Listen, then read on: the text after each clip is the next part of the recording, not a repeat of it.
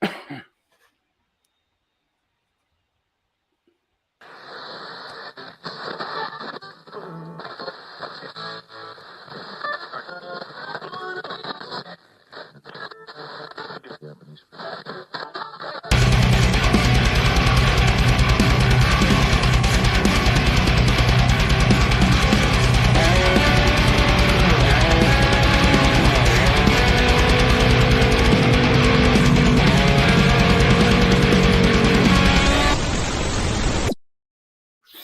evening, everybody. Welcome to Into the Night with Shawn Kelly. And we got Michael Anthony here. Oh, I'm going to put you in the back room there, Cindy, okay? That's our guest, guys. So, all right. So how was everybody's week today? Mine was good. Mine was good. I hope everybody else had a good time this week. There's a lot of crap going on out there in the world right now, in the world of politics and all kinds of stuff like that. And it's like, what to do? You know, it could be paranormal, all that crap that's going on out there. And I mean, me and Michael could probably do a 3-hour show on that. What do you think, buddy? Oh, you know I could. You know I could. And welcome in, everybody. Thanks for joining wherever you are. Whether it's morning, night, it doesn't matter. You're always welcome. You have a welcome door here. Make sure you come in, watch, mark us on your calendars for all weekly shows. Shawn's fantastic. I'm happy to be here, and we're getting ready to take a little road trip. Is that what we're going to be talking about? The road trip? We're going to take a little road trip. But first of all, I do have to say that we are on UPRN Talk Radio, 105.3 New Orleans and 107.7 Mississippi. Yeah. And I also want to say, after our show tonight, my friend Trish Moe, she has her show starting around, I want to say about 10:15 or so. I'm not sure. But her show is The Missing Piece. And she always has a good show. So after our show and you have nothing to do, tune into listening to Trish. So, Mike, yes, we are going on a road trip. And we are going to go to the Ross house. We're bringing our tools. Yes, we are. Bellaire, Ohio. We're bringing our tools. And I hear there's pizza. So, Drake, get ready. Hopefully, Drake will make it in tonight to stop through. Tony, if you can, share this to my page. Tag it if you can. Because, last show we didn't get to tag it. I had to wait for it to get delivered, and I was on the phone. That killed it. I didn't fire up my other thing, not thinking about it. We went to the last minute to get everything going. But again, I am looking forward to it. I have a question that I'm going to immediately ask if I can, because we were kind of halfway into it at that point. Virgil, you could start that question all over again. Yeah, I intend to. Hi from Manchester, England. Welcome, brother. Welcome. Thank you for listening to us. We're going to be talking. Hey, Virgil. The paranormal in a minute. Okay, so I'm going to introduce our guest tonight. Our guest is Cindy Kuhn, and she is the owner of the Ross House in Bellaire, Ohio. And she's going to talk all about the spooky stuff that's going on down there. Hey, Freighter, good to see you. What's that, Freighter? All right, and with further ado, I'd like to bring in Cindy Kuhn. Welcome, Cindy. How you doing? Welcome. Thank you. Good to have you. So, appreciate it. Before we get into the question that you and Michael were talking before the show, why don't you give us a little rundown about the Ross House? Okay. So the house was actually built in 1895. Okay. And it went through a few owners before it was bought by Fred and Marie Getros. And Fred and Marie came from Northern Ohio to open up a place to raise and skin chinchillas. That's why they bought the house. And that's why that's weird. Yeah, it is very, very weird. Yes. But at the time, you have to understand that Bellaire, South Bellaire, was a hopping place. You had the boat docking right down the street. You had the train depot. So everybody came to that end of town to do their business. And I can remember as a young girl seeing a sign outside that said chinchilla fur for sale. But I don't think that's the only reason that there's activity in the house. I think that, well, number one, there was a coal mine explosion, coal mine number one explosion. Took a couple days to get all the, the coal miners out, the deceased coal miners. There's also the mine was closed off. It's filled up with water. We sit on a ley line. It's just, it seems to be a house where people come to visit. Wow. We have a lot of spirits that come. Lately, there's been coal miners coming to talk. They want to talk. But we also have some resident spirits that I'm not quite sure why they're there, starting to get to the bottom of it. But there's two spirits, or actually there's three. Marie is actually there too, and not happy that I'm in her kitchen. But there seems to be a spirit by the name of Alfred that is there all the time, and also a little girl by the name of Anna. And my interaction with Anna today was, I said I liked little girls, and I asked her if I could braid her hair. I mean, it's just I asked her if she liked her hair braided, and she said, put off the cat ball. So it's just kind of, it seems to have its own little people. There's spirits that talk. And they communicate. It's not. Do you actually hear them with your own ear? No, I cannot. Well, I shouldn't say that. I have heard mumbling in the house. I've heard different things in there. Okay, but most of my communication with them is through the REM pod or the cat ball.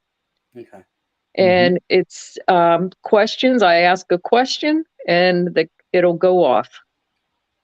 So, have you ever seen a cat ball before, Michael? I'm familiar with it. Yeah. Want me to go get one? Nah, we're good. Oh, hold on. I think I have I think I get one. I may not. It depends. So, Frater Crow said, he said that, he says, hello, Cindy. well, Can't wait to check out your place very soon. just give me a call. Just send me a text, and we can talk. Then I got my buddy Tony, the Wraith Prince. That's my brother Tony down here in Texas. And Virgil Kane says, he's from England, says, what about the chinchillas? Do they come through? Actually, they have come through. They have bit ankles. Before, we've heard squeaking in the one particular room. That was the room where they were. How this all came about was, I'll tell you, when Fred passed away in the house in 1975, he was the main one who, skinned the chinchillas up in the upstairs room. He passed away, what I heard was from a heart attack. And then Marie passed away in 1990. And my dad bought the building at the time. And, I was a skeptic. I thought for sure, my dad was bullshitting me when he told me that, the house was haunted. And he told me he saw Marie before. So anyway, in 2016, I decided to open up an escape room. I wanted to get something established for myself once I retired. And that's when I realized there really was activity in the place, and things have progressed since. I've seen a lot and experienced a lot there. That it was this past October that I decided to close it down. Actually, Escape Zone now is in Cambridge, Ohio. And I don't have to worry about the help getting scared or people getting tapped or, or things like that anymore. Michael has a special guest with him. Who's this young lady over here? She's in charge of all the equipment. Is she really? Okay. Yeah, this is Kimberly, and she has her own. Kim.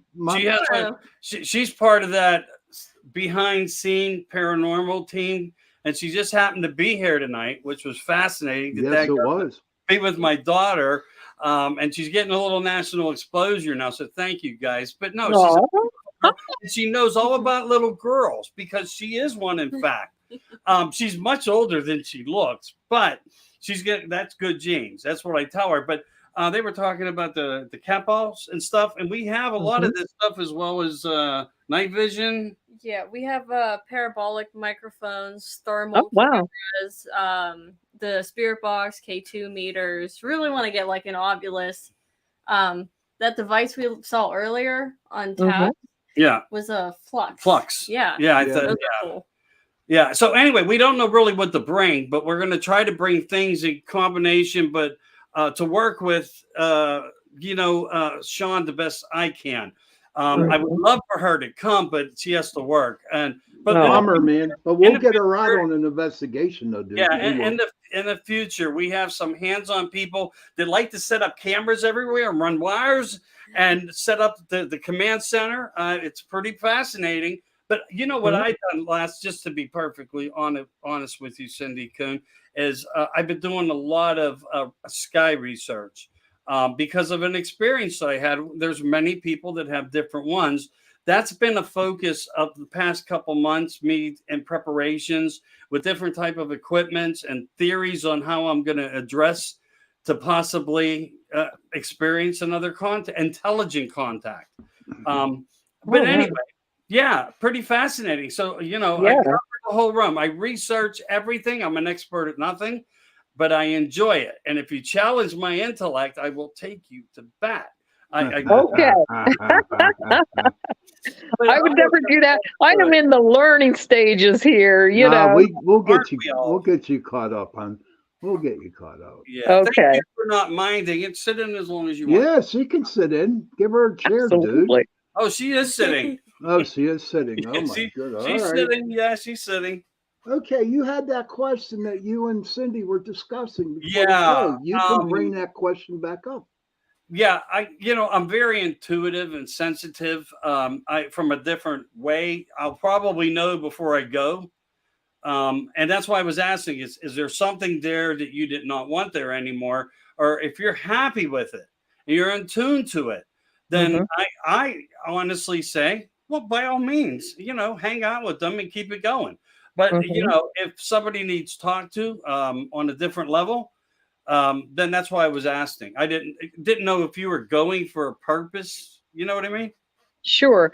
So I will tell you this. When I took over that house in 2016, and there was people. I had the business, but at nighttime, every once in a while, I'd let investigators come in. Okay. And it was always the same spirits, right? For a long, long time. That was okay. Now, when October, when I went full time with this, recently, as of January or maybe February, it felt like something was shifting in that house. And I can only explain it as I'm still a little afraid of spirits, but there's two that I got to know in a way. It sounds weird, but I did. I communicated with the Alfred, and I communicated with Anna, the little girl. Yeah. But all of a sudden, the house got extremely quiet, and I knew something was wrong. Okay. And it got so quiet. Now, my house sits near a road, and I should hear road noise. Okay.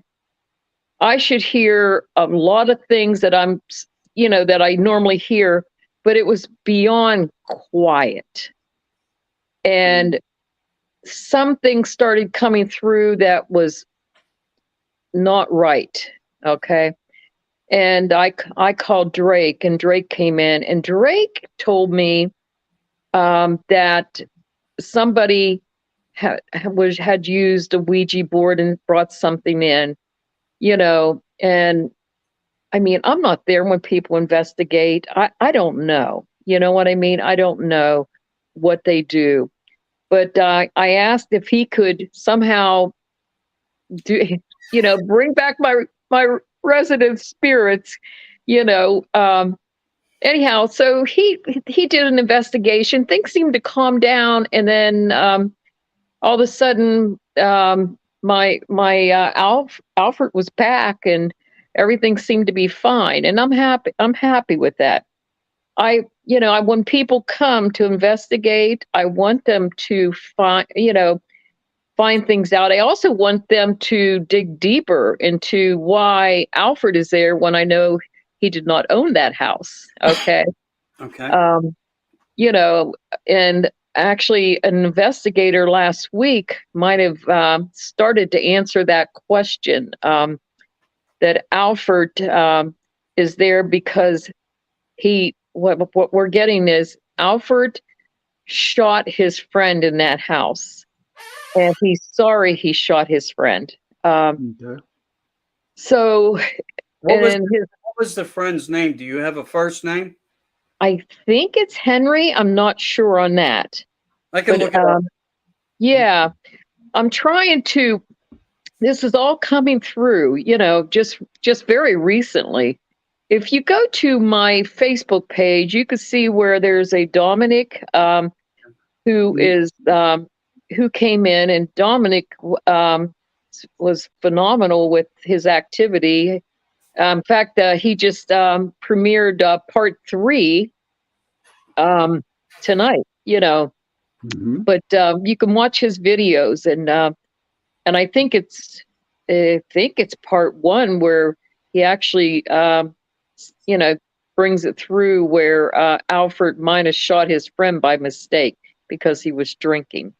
Oh, wow. So, now, how can your Facebook page, would you tell our listeners?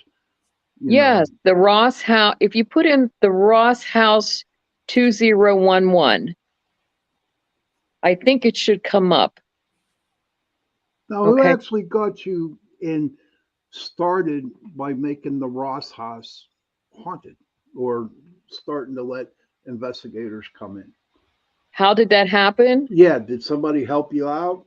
Oh my gosh, yes, my gosh. So when this, what happened was little things kept happening in the house when I was there, fixing it up and everything. Because when I took over the house, it was a mess. I mean, my dad had used it for storage for 20 years. And I had to remove so much stuff. And I was in there all the time. And things were happening. And I just kept blowing them off and blowing them off. Screwdrivers would move on the floor. And I'd hear walking on the stairs. And I'd hear people talking. But I just I was on a mission because I had a tight schedule and, so I kind of let things go, but it was getting creepy. Mm-hmm. Well, we got ready to open up Escape Zone, and my nephew, who was a teenager, was working, and this other little girl named Desi was working. And I got a call at my work, and my nephew screaming in the phone, going, "Code Orange, Aunt Cindy, Code Orange." And I go, "What the hell's Code Orange?" And I guess the door started rattling and things started happening, and everybody flew out of the house. And my nephew was scared, Desi was scared. So anyhow, I knew that there was Kristen Lee down the street.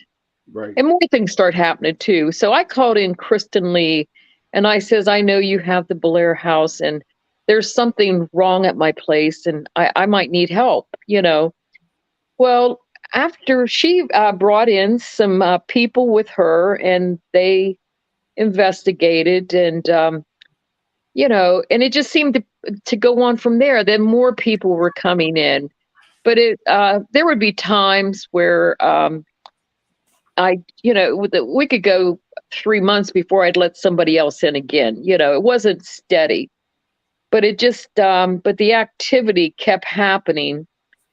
And then in this past October, I decided it's just time to,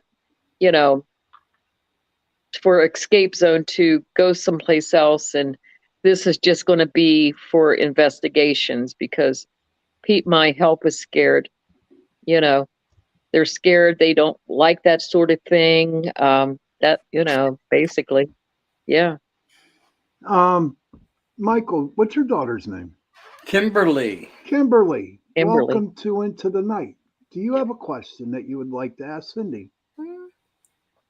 All right. I think a combination. We were whispering a little bit, but only because we're intrigued and to try to understand what may help further protect and preserve what your wishes are. Mine are to come and have pizza. Maybe bring a possible trigger object. I'm sure Drake has a lot of things worked out, but I do have a question. Sometimes when some things are left over, and again, Shawn could probably weigh in on this deeply, then people try to seal it by using salts, holy water, metals on all corners of the property and things of that nature. Has anything like that been done? Because you did say the house went quiet, so you might have had a conflict of positive versus negative, and I'm just wondering if you can give any input on that. I can understand that. Now, it's a number one rule when you go into a haunted house, okay? You do not put salt on. You don't get rid of the spirits unless the owner wants you to. Okay. Right. So there is also real quick I would like to mention, and we talked about this, Cindy, the other night, and I want to bring it up to Michael. Okay. Ghosts were people. Okay. The only thing when they die, it's just your shell, your spirit moves on. So however you were as a human being, okay, you're going to be that type of person when you're dead as a spirit. So there could have been a really nasty spirit down there controlling the other spirits, and they just wouldn't talk because they were afraid of this spirit. Yeah, it was, that's true. There's I post everything on my Facebook page, and there was some investigators in there that had come in. They've come quite a bit, and they caught something on the SLS camera, and I shortened it down to like a minute or so, and it's it's a figure, and he's acting up, and he's playing in I call it the red front room, and it's not Alfred though, okay, but and you'd have to watch the video to know why, but it's just it's weird. It's weird. What happened in there? It just was odd. Okay. I actually saw a head of a coal miner. I had my sister with me. We were there. Saw the head of a coal miner at the top of the stairs one time. Yeah, we ran. Why? Why did you run? You should have just went right up there and and introduce yourself. Hi, I'm Cindy. Who are you? Well, we heard a bang. I was showing her. This is when it was still Escape Zone. We were in one of the newest rooms I just put together. My sister was visiting from Virginia, and we heard a bang. We came out, didn't see anything, out of place. And then we were getting ready to go back into the store. And then all of a sudden we saw a head of a coal miner, and I call him a coal miner only because his face was dirty, and his hair looked dirty. No, we opened that door and ran so fast. I was, it's kind of, you don't expect to see that, and that brings me into the other place that you're going to be investigating, and I do believe that these spirits go back and forth. Okay. Mm-hmm. Mm-hmm. So the house is attached to the antique store. Yeah. And the That's antique a mecca there. That's a mecca. Yes, yes. So the antique store is actually it's still owned by my father, but my father is, really it's really my brother's. And the door that there's a door that connects us right at the top of the Ross house, at the top of the stairs of the Ross house. You can walk right into the third floor of the antique store. And that door has opened and shut on its own various times. Yes. So the ghost is traveling between property? Yes, yes. The entity? Okay, how cool. Yeah. That is awesome, dude. So I'm just wondering, when you first got the property, were you having anything happen when you first got it, or was it when you started to change it to the escape room that things started occurring? Good question. Yeah, it was when I started changing things, started cleaning things up. The place, I never really went in there because it was just locked up, So it was when I started cleaning things out that things started happening.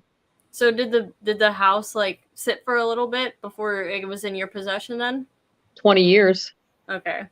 Yeah, so 20 years. I'm just like thinking, like, as you're explaining everything, like the family of the spirits that you're familiar with, maybe it's just so foreign to them to see the house that they lived in and that they spent so much time in change and have a new life that they're kind of like, whoa, what are you doing? Like, this is my living room, this is my house, what's happening? Yeah, absolutely. What you do that's true too.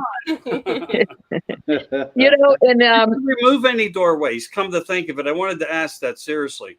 What's that? Were there any frame ups of doorways changed, like where doorways may have been at one point, they are no longer? Has anything structurally like that made change? There is. The only thing I can tell you is between the dining room and the front room, we put up a wall because it was an escape room. Okay. A divider wall. A divider wall, yes. Okay. And there was a door there. We took the door off, but that's the only structure change that has happened there. Near the kitchen? Pardon? Near the kitchen? Near, yeah. Well, it's kind of near the kitchen. There's the dining room and the kitchen are, and then you go out. It's just no. Actually, it's the wall divides the dining room. The kitchen's separate. Okay. It divides the front room and the dining room area. Okay. In case I have an interesting question to present to Marie, if she has any misses any of the components, because a woman in the kitchen, who lived there, maybe, just maybe, she doesn't like the fact that she's being blocked from serving dinner and that area. Oh, absolutely, yeah. That's definitely thinking out of the box. Marie is making herself known a lot more lately, and I always thought the kitchen, there's no activity in the kitchen, right? So I made that my fun area. I have a lot of fun in there, and Drake can tell you, I have a wall. I call it my family wall, and I have everybody who ever came in the house, I have their picture up on the wall. Okay, I post it, and that's my fun. My refrigerator's covered with magnets for people to take. I make sure there's all kind of snacks and drinks and you name it. I got coupons even in a bowl, for people to take so anyway, so this seems to be upsetting Marie. And she's told many people that to get out of her kitchen. She has slammed. There's a little bathroom off of the kitchen, and she has slammed that door of that bathroom when I was standing there talking to an investigator one day.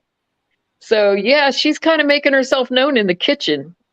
She told Drake's, I think it's his wife, to get out. Yeah. Did she hear it with her own ears or through instruments? Yes. No, it wasn't. No, she walked in and she stopped dead in her tracks, and she said that the woman said to get out of her house or get out of her dining room area or something. I wonder if she reminded her of somebody in the past. I don't know. That could possibly be, Michael, but you know what? Also, we are invading on her house. True. Okay. And Yeah, maybe she doesn't want nobody in that kitchen. no. And what I'm finding out is they weren't the most social people. Okay. There's not too many people left that actually knew these people, but they weren't real social as far as you know, getting out and things like that. Their last name was Getros? G-E-T Getros, yes. G-R-E-T-R-O-S G-E-T-R-O-S-T. Yeah. I actually got a phone book from the 60s that has their name and their occupation of being, it's called the Chinchilla Ranch. And I actually have that phone book that lists the address and what they did. Yeah. Okay, one other thing, because Shawn, you know this, certain stone, waters, flowing waters, are these elements typical to the property and beneath the property? Yes. No, The mine shafts that go underneath, the mine shafts are filled with water. Okay. Yes. So there's a lot of mine shafts that are just filled up, and they can't do anything because it would flood out the area. Yeah. Right. And then the Ohio River's right across from us. Yeah. You got the Ohio River there too, right? Yes. Bellaire had it all. They had the boats docking right there down the street from us. Okay. Steamboats would dock, the train depot would dock, everybody comes shop, it was a very active and area. I mean, South Bellaire had it all. Right. Bob Hope came to South Bellaire. Bob Hope came to Bellaire. Eleanor Roosevelt. I got pictures hanging up on the wall. As I find them, I hang them. Oh, cool. Oh, wow, that's interesting. Yeah, it really is. What a great time period. It was. It had its good and it had its bad. Yeah. Okay. Yeah. Wasn't they South knew how to give us happiness with it? Yeah, but was South Bellaire kind of like a gambling town? A lot of bars, a lot of killings, a lot of definitely. Yes, stuff like that. It had the Globe Hotel. See, all that stuff got taken out by the new Route 7. Okay.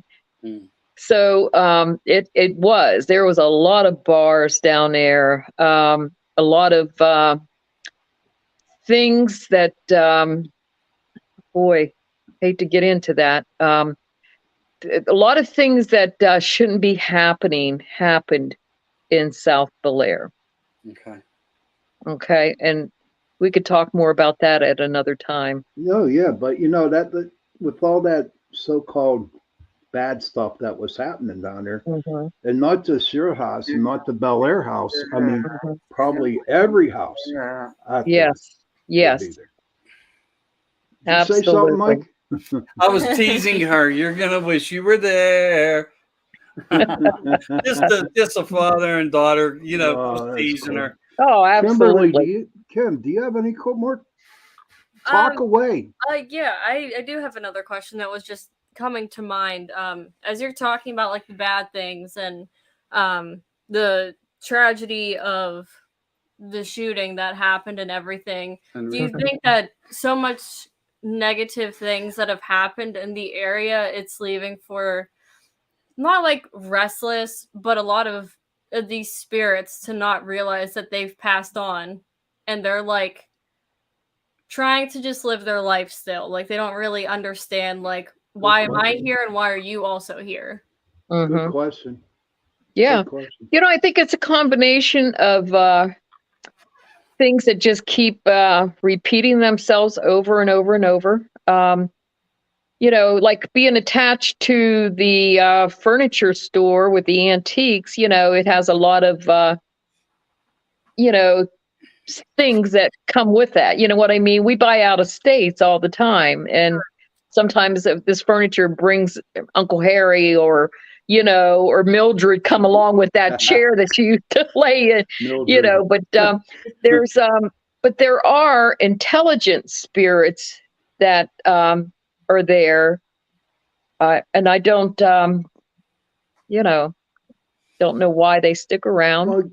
Well, you know what? There. There's a theory, okay, and this theory is true, especially if you go to Gettysburg.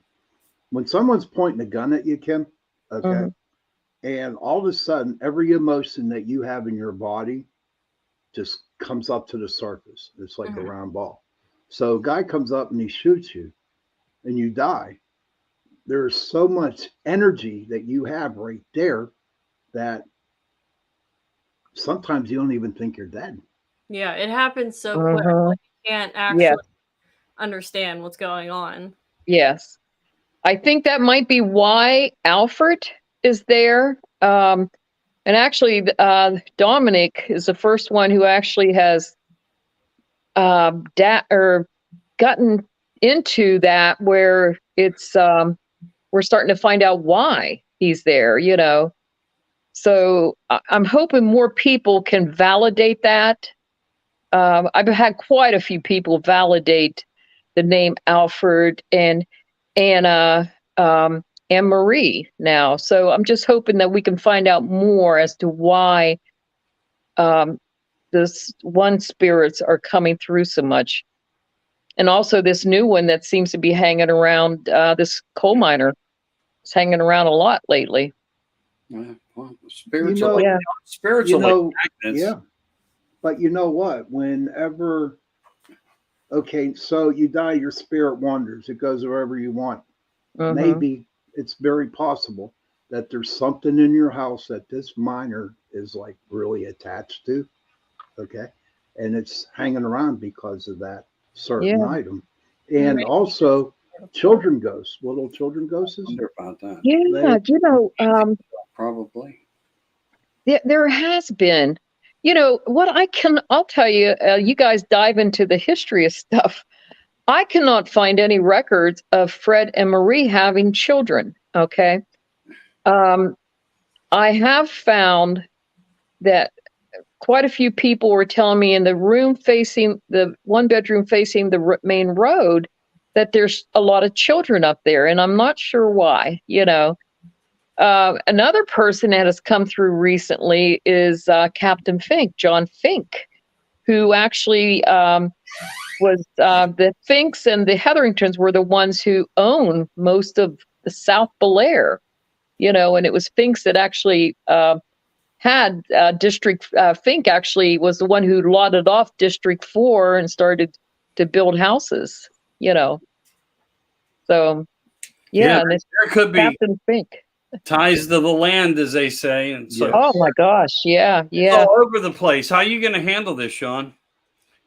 I know you're going to be working with Drake and whatnot. Oh, no. I'm going to, just a little bit, the way Drake runs. To be honest with you, me and Drake really can't investigate together because we're like polar opposites of everything. But he is my best friend. Wonderful to know.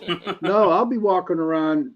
I'm just like really excited about coming down and meeting you, Cindy, and meeting the Ross house because honestly, I've been to the Bellaire house and at least 4 or 5 times already.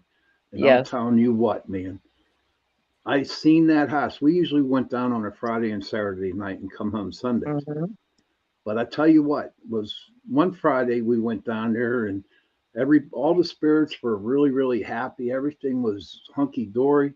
But I tell you what, Saturday afternoon, you could actually feel the house just go into a direction of pure evil.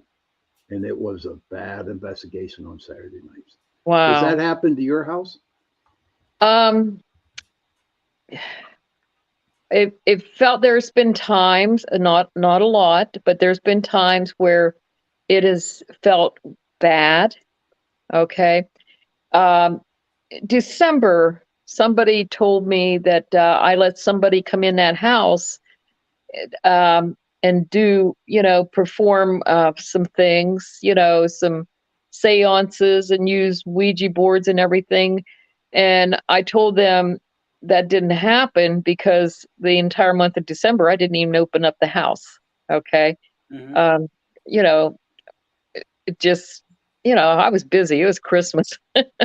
So anyway, so I knew that didn't happen, but they were saying that they were in the house in November, and then in January that it got bad, real bad and dark.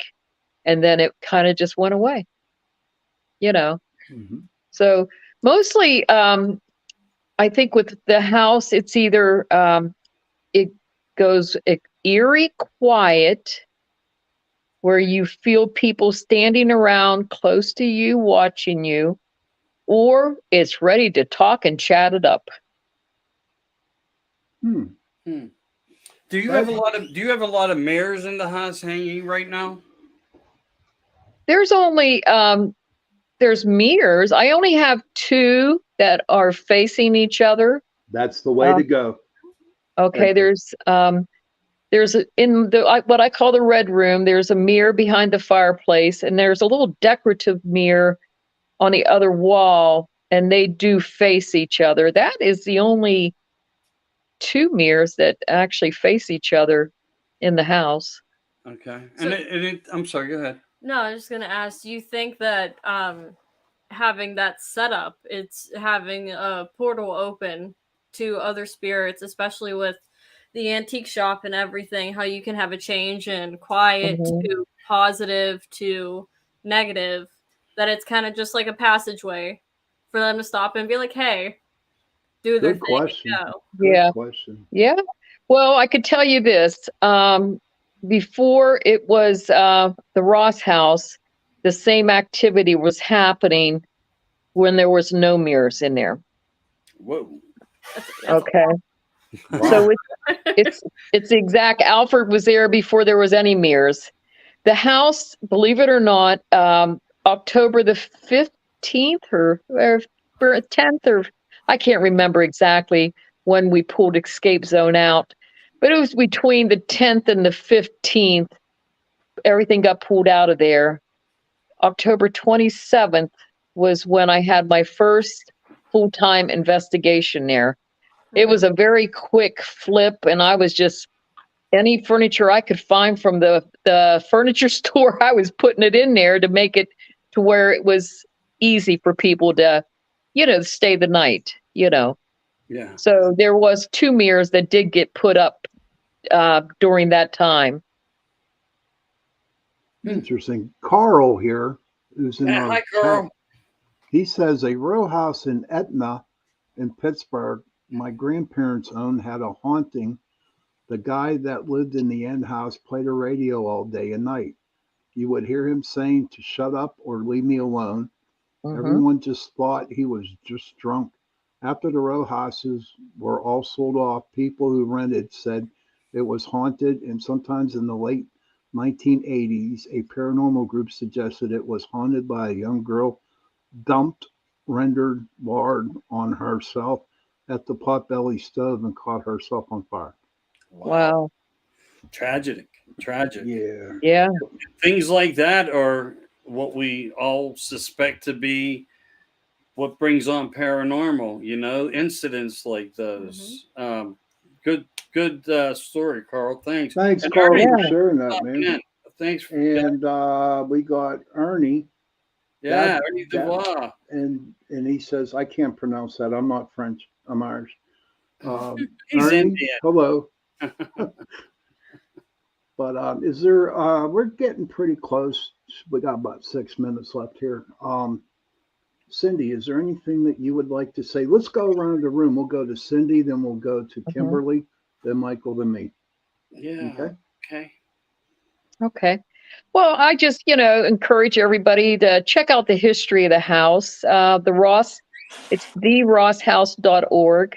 You can find out the history.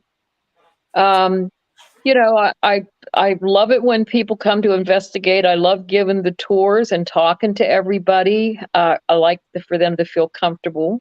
They could text me at 740-232-4544. Hold on and a I second. say text me only because it's so much easier than me trying to get on to Facebook. And, I'm old. Can I have that number again? It's just so much easier to get text. And, I always want people to have a good time. Can I have that number again there? Can I have your number again? 740-232-4544. 4544. Mm-hmm. Text. Yeah, just text me. But check out the history. If you want to know what's going on, my Facebook page, the Ross House 2011, I post everything. In my kitchen, I call it my kitchen, I have an evidence board. And people, write what they find on the evidence boards. And if you scroll back, you'll see the boards are on what they find. Yeah. Cool. And, and I don't fabricate anything. When somebody has a night they don't catch much, I post that too. It's all above board but people seem to be happy. Kimberly, how about you, hon?